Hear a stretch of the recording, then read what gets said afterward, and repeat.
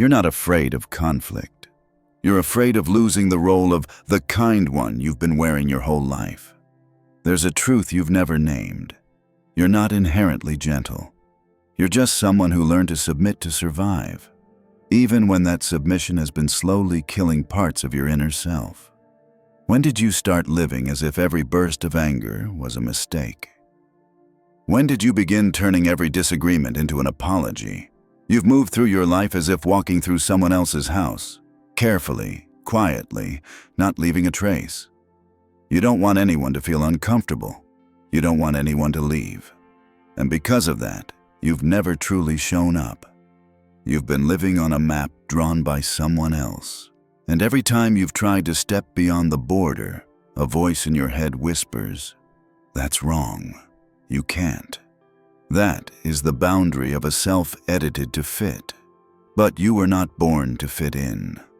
You were born to shatter false frameworks.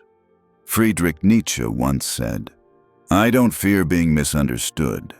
I fear being understood too quickly by those who've never broken themselves open."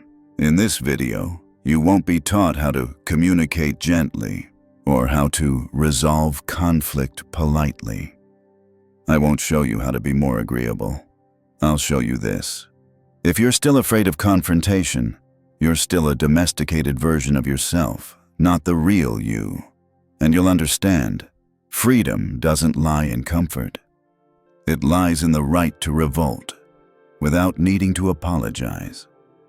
But before you can do that, you have to call your name back from the other side of the silence that's lasted too long. You don't avoid conflict because you're noble. You avoid it because you're afraid, and that fear, repeated day after day, is what builds the cage you call a peaceful life. Even when no one is attacking you, you're on guard. A furrowed brow makes you feel guilty. A sharp tone makes you apologize. No one has to command you. You've already learned to bow before any blow is dealt. This isn't courtesy. It's deep conditioning, the reflex of a self-taught that conflict is dangerous and silence is safety. But the price of that safety is freedom. Friedrich Nietzsche once pointed out, modern people aren't imprisoned by walls, but by an invisible fear of confrontation. Every time you yield, you're not just avoiding an argument, you're giving up a chance to define your boundaries. You're not just dodging a fight, you're denying yourself the right to speak. And so the cycle continues. Someone applies pressure, you soften, you go quiet, and you lose another piece of your inner sovereignty. Over time, you begin to live like a country without an army, surviving by pleasing neighboring states. But here's the truth. No one truly respects a person who's too afraid to be inconvenient. They may like you, need you, use you, but they won't believe you have a core. Because every time conflict arises, you're not there.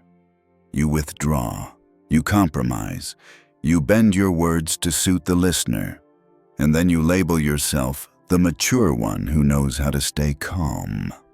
But in truth, you're operating from the system of a child who was once punished for expressing themselves.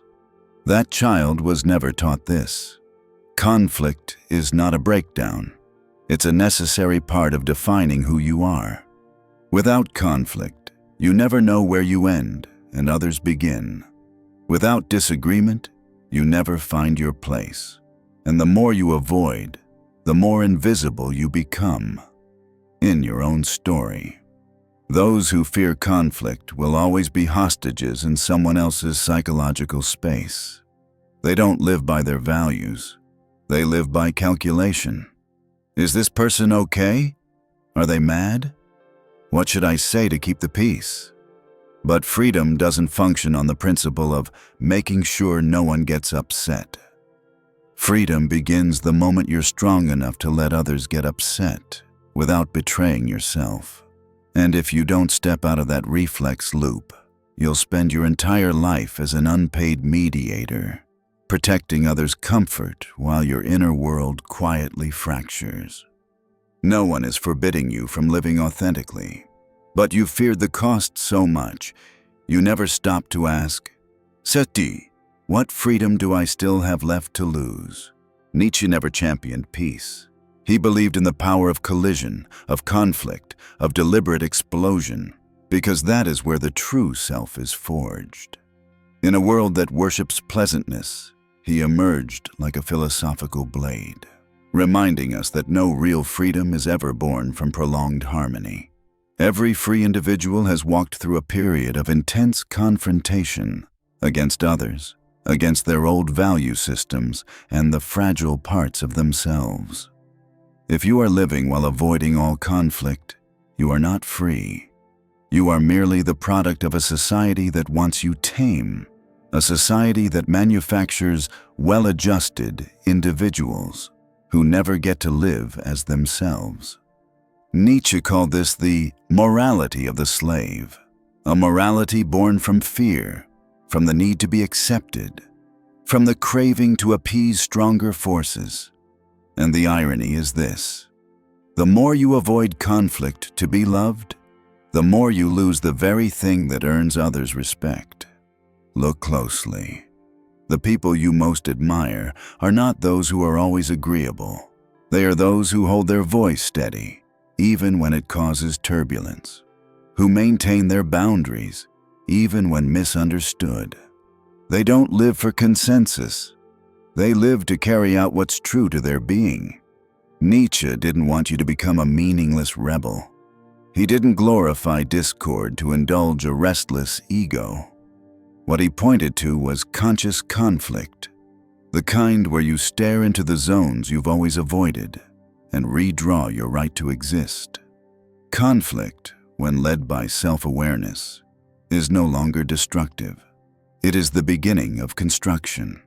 It is the first step in redrawing your map of life, not according to borders set by others. But you cannot engage in healthy conflict if you still carry within you the mindset of someone who must be forgiven. The mindset of one constantly weighing whether their truth will make people walk away. Nietzsche would call that a slave mentality. And he'd tell you this: you don't need to be forgiven. You need to be strong enough not to apologize for showing up as you are. Only then do you begin to live as an autonomous being. And you'll realize, every time you dare to disagree, you carve out another piece of personal territory. But to do that, you must face the very thing you've always avoided, the inner mechanism that makes you fear conflict like death. Not everyone has it, but for you, it's become a reflex. And in the next part, we won't talk about changing others. We'll dissect that shadow within, the one that learned to fear conflict as if it meant annihilation. And we'll ask, who planted that fear inside you? And when did you begin to carry it like it was your identity? No one is born afraid of conflict. It's a reflex slowly implanted, like a background program running beneath every decision. You don't avoid confrontation because you're kind.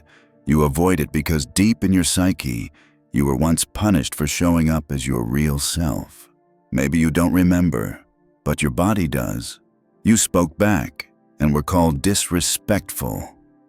You said no and were met with coldness, punishment, or long silences that felt like sentences. So you learned, not through logic, but through survival. You learned to smile while burning inside. You learned to go quiet even when the truth was screaming. You learned to soften every time someone else got harsh. And after hundreds of repetitions, your brain welded conflict to danger. Disagreement equals risk. Resistance equals abandonment. Speaking up equals destroying the relationship. So you built a nervous system that prioritized peace at the cost of your being. Friedrich Nietzsche wouldn't be surprised. He knew submissive morality doesn't stem from philosophy, but from the fear of being cast out. Society doesn't want free individuals. It wants people who are easy to control. It teaches you how to bow and calls it maturity. It teaches you to accept and calls it virtue.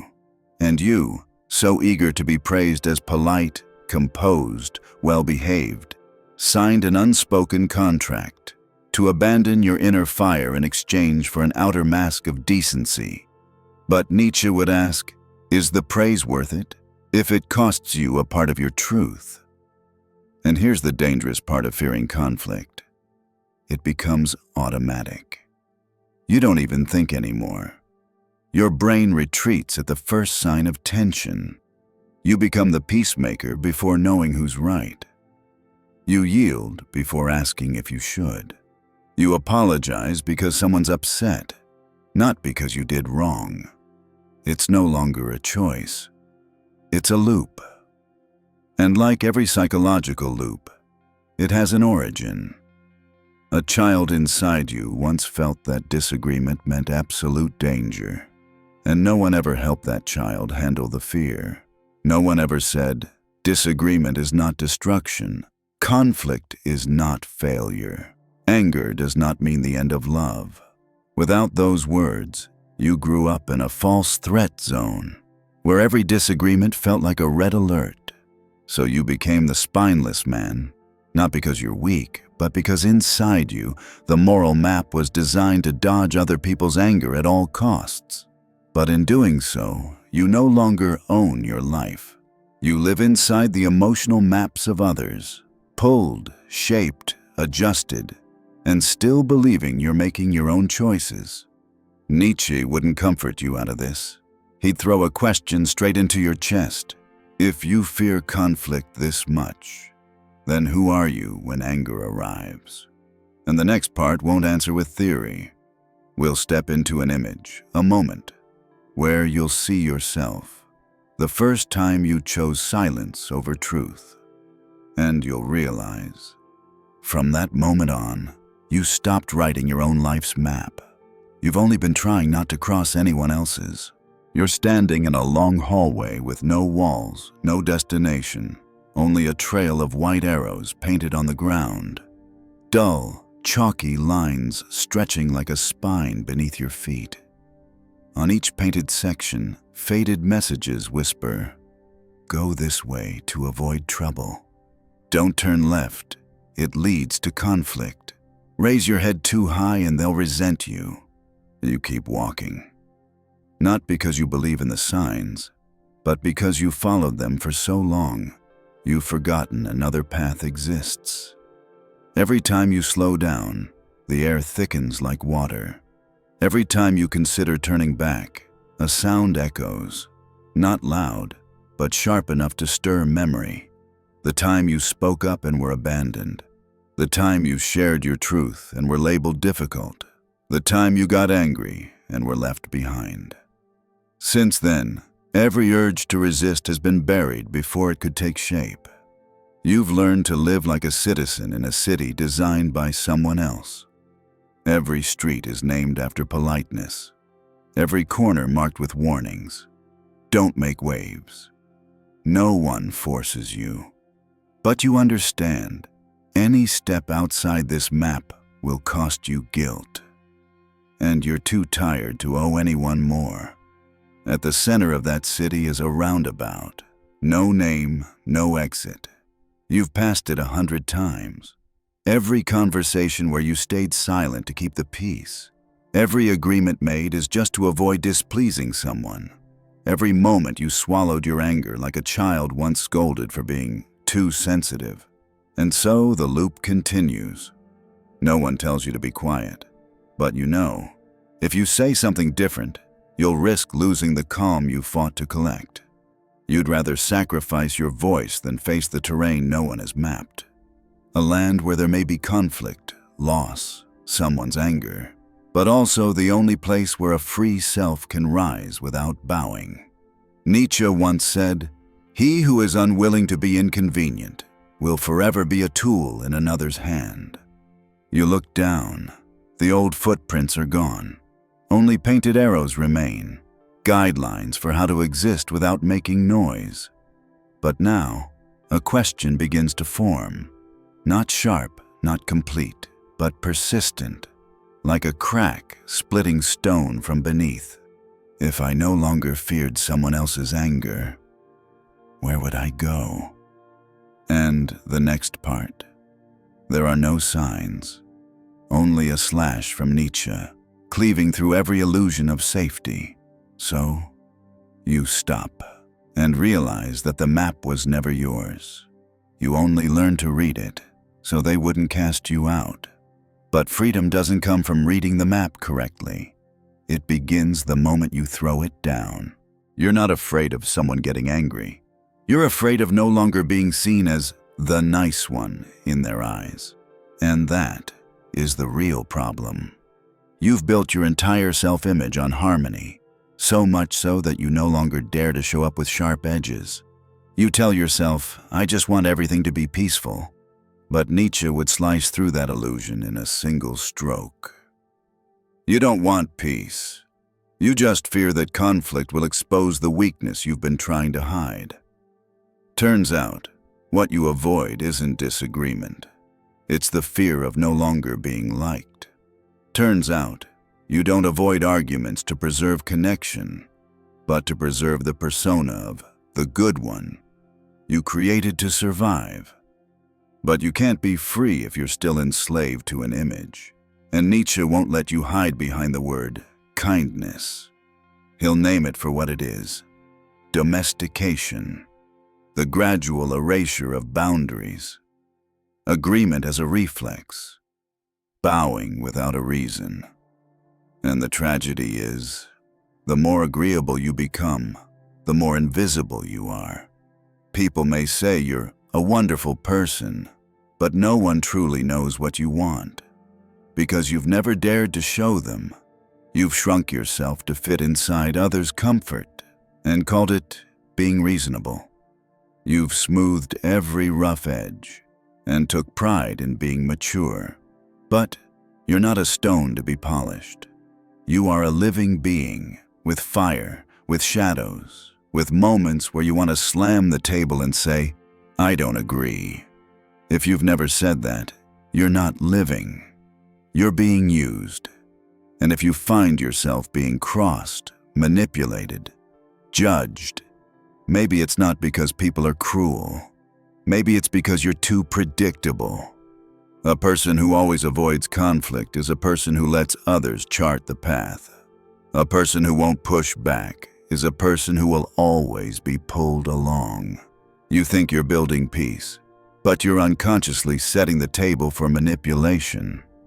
Nietzsche would ask, where is your freedom if one raised voice can make you abandon your stance?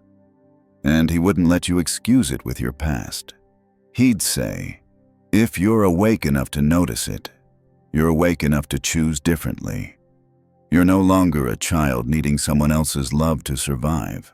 But you still behave as if you're surrounded by people who hold the power to either keep you or discard you at will. That is the greatest illusion. And if you don't break it, you'll live like an actor on someone else's stage, playing the agreeable role, reciting your lines in silence, dying a little more with every moment you refuse to respond to your inner truth. In the next part, you won't be healed.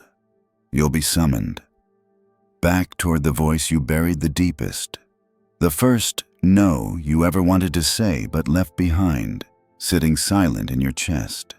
And maybe it's still waiting for you to answer. This is not the time to learn communication skills during conflict. This is the time to look straight into the psychological structure that makes you avoid conflict like an explosion. Nietzsche won't give you a list of tips. He'll burn every tip to the ground and throw you back to a single question.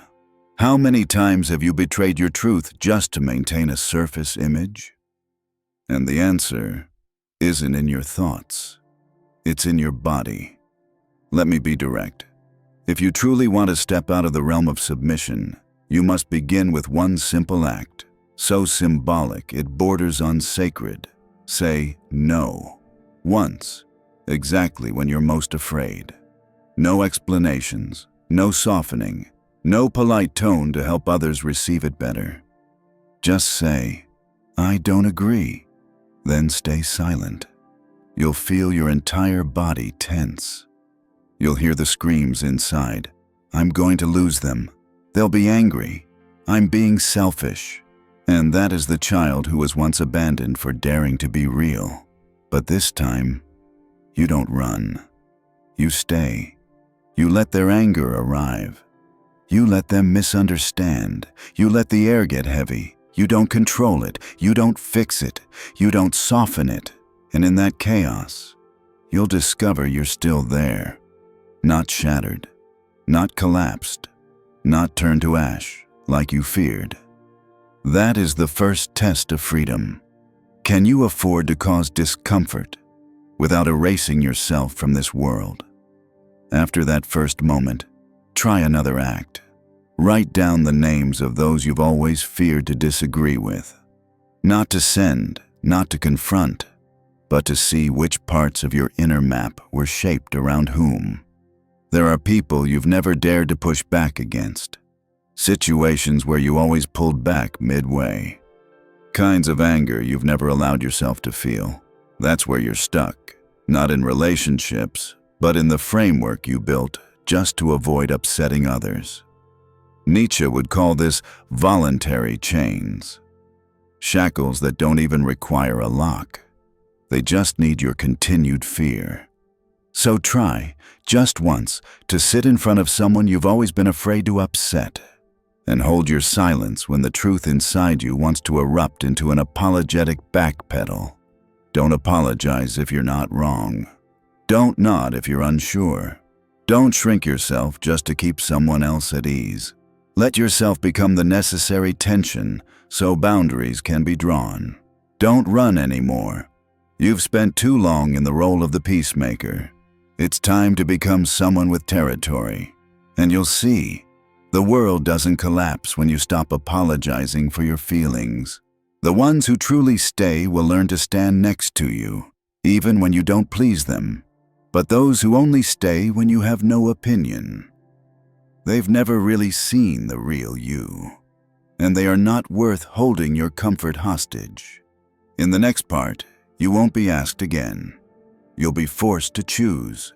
Keep living as a quiet, hollow version of yourself, or accept that conflict is the unavoidable price to resurrect a free being. Nietzsche won't push you. He will only whisper, "Haven't you suffered enough? Or are you still living on someone else's map?" So, what will you choose?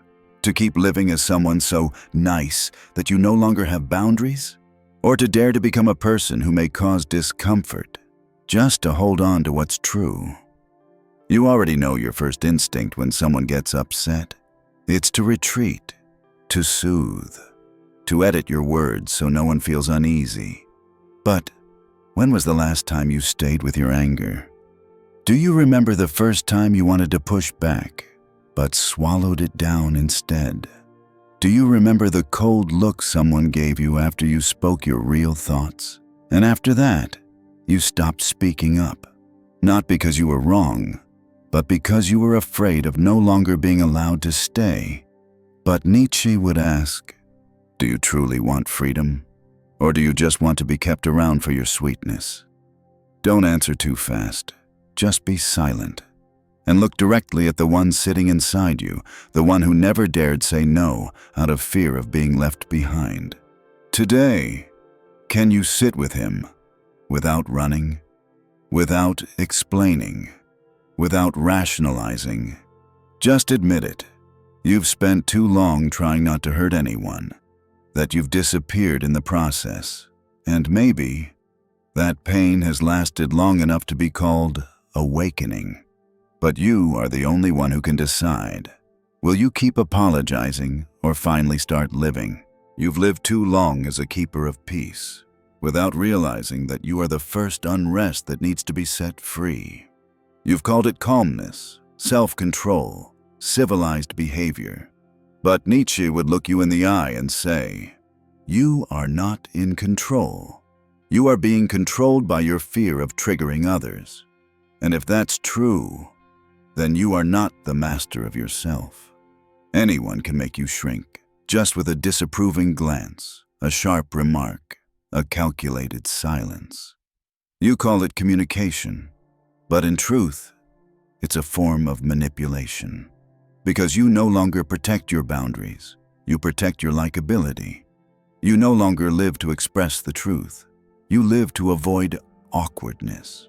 And the saddest part is, you think you're choosing the right thing, but deeper down, you're choosing to survive by abandoning yourself piece by piece. Nietzsche doesn't want you to become combative. He wants you to stop asking for permission to exist, to stop living as though every emotion, thought, or desire must be screened by someone else before it's allowed to come out, to stop agreeing just because someone is angry, to stop apologizing for being yourself, because one day you'll realize everyone who left when you showed up as your real self never loved you the right way, and those who only stay when you're soft, compliant, agreeable, never saw the depths you were silently hiding. You think conflict destroys connection, but in truth, it purifies it. It reveals who can remain when you're no longer perfect. It shows who loves the truth of you and who only loves a version they can control. Freedom isn't about being liked. Freedom is about not needing approval to exist. And Nietzsche would want you to carve that sentence into the front of your memory, like a vow with no return. You don't need to be understood to live. You don't need agreement to move forward. You don't need to comply to be allowed to stay. The only thing you need is the courage to bear the weight of being honest. And if you can do that, you'll realize conflicts never really broke you. They only shattered the image you built so that you could remain. Not charming, not agreeable, not obedient, just a person, breathing and no longer needing anyone's permission. And in the final chapter, there will be no advice, just an act, small, but if you dare to do it, you'll stop walking old maps, and for the first time, take a real step on a land no one else has ever defined for you. No one is going to hand you your freedom. No one will nod, pat your back, open a door and say, "Now, you may finally live as yourself." Freedom is not granted. It's claimed. And often, you have to lose a few people to reclaim a piece of yourself. But before you walk away, there's something that must be done. Not arguing, not declaring anything grand, just quietly looking back. How many times have you chosen peace? And in that peace, what part of you disappeared? You don't need to write an essay. Just one moment, one truth you never said, one time you nodded while your heart skipped a beat, one memory where you bent the truth just to keep someone from getting upset. Write it down, not for anyone else to see, but to finally acknowledge you once closed the door on yourself at the exact moment you thought you were being allowed to stay. And if you're brave enough, try one more small act. Stay silent next time someone gets angry because you didn't comply. Don't fix it. Don't explain. Don't soften it. Just stand there as someone who no longer bows for the comfort of others. This is not rebellion. This is the first step to stop running. And maybe, just maybe, on the other side of that first non-compliance, there will be a gate. No one to open it, no hinges. But this time you'll know. You don't need permission anymore. In the next video, we'll walk through it. Not because anyone said we could, but because you'll finally be clear-eyed enough to know you never needed them to.